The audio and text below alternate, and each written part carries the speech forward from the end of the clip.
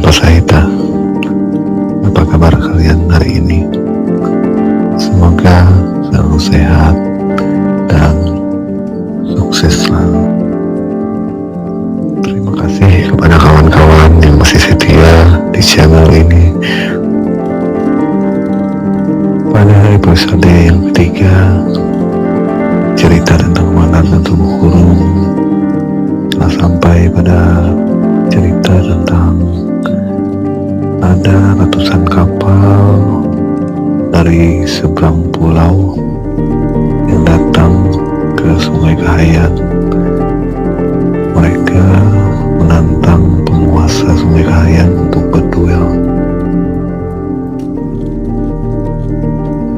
Kapal-kapal ini kemungkinan berasal dari pulau seberang, kemungkinan adalah dari Pulau Jawa, mungkin dari salah satu kerajaan yang saat itu berkuasa di sana.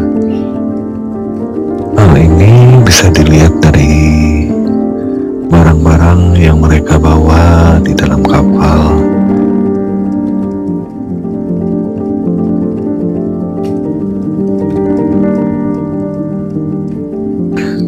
Petunjuk lainnya yang mengarah pada salah satu kerajaan yang saat itu berkuasa di Pulau Jawa. Langsung saja kita ikuti cerita lengkapnya. Selamat mendengarkan.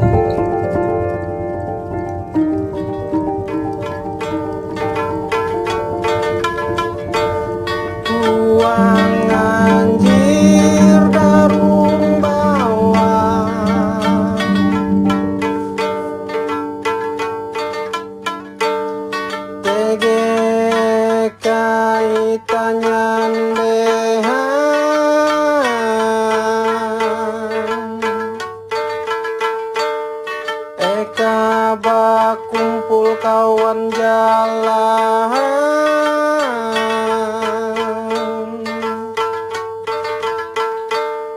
Pasahita buka bakesa,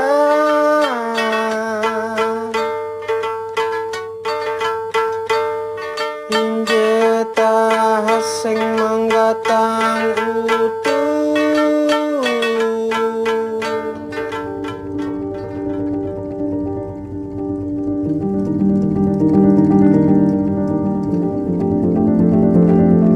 Setelah menerima surat tantangan, Bandar memimpin pasukannya menuju muara Sungai Kahayan. Sebagai orang yang dipercaya oleh Temanggung Wuwuk dalam Batawi dan Dambung Bereng Samarang memimpin pasukan gabungan dari dua kampung, Bandar menerima tanggung jawab untuk mempertahankan harga diri masyarakat Dayak. Pertarungan tidak terhindarkan, pemimpin pasukan dari luar pulau akan beradu ketangkasan, bela diri dan ilmu kanuragan. Melawan Bandar yang mewakili masyarakat Dayak di sepanjang Sungai Kahayan.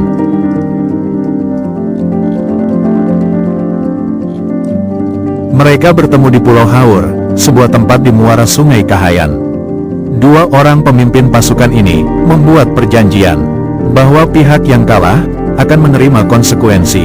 Apabila Bandar yang kalah, maka masyarakat di sepanjang Sungai Kahayan akan menjadi daerah taklukan kerajaan dari seberang.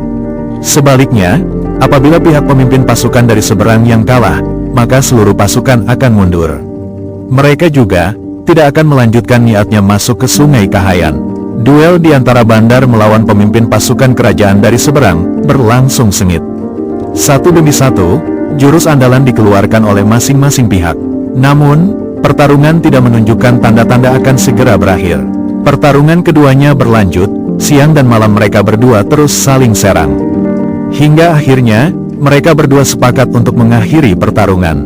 Baik Bandar, maupun pemimpin pasukan kerajaan seberang, sama-sama mengakui keunggulan lawannya.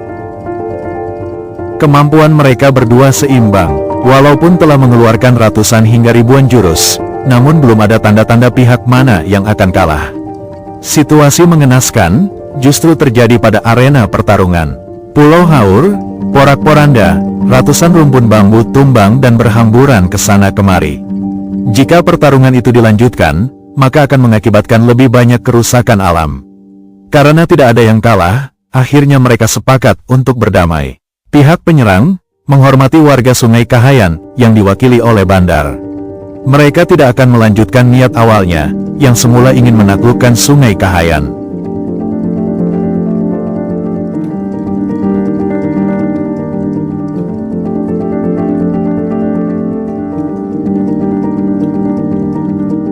Sebagai bukti bahwa tidak ada dendam di antara mereka, masing-masing pihak bertukar benda berharga.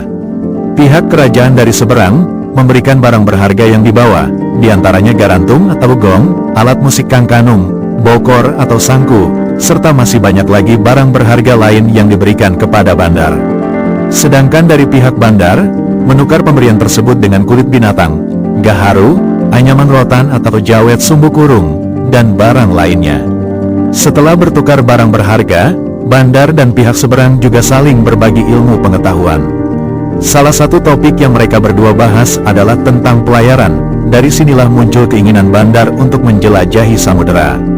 Sebelum pulang, pihak kerajaan dari seberang juga memberikan hadiah kepada Bandar, yakni 2 buah kapal yang mereka bawa.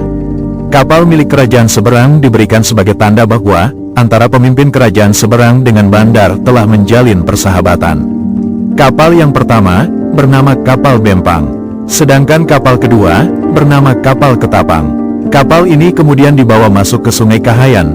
Kapal Bempang ditambatkan tidak jauh dari perkampungan Bandar. Sedangkan kapal Ketapang yang dibawa oleh Pangkalima Runting ke perkampungan Sumbu Kurung.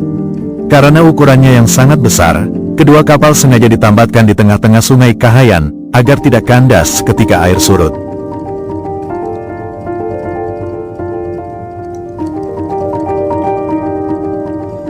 Bagaimana ceritanya kawan-kawan?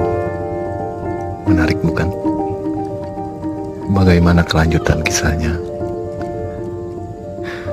Tetap ikuti channel ini. Salam budaya. Tabe Isen Mulang. Terima kasih.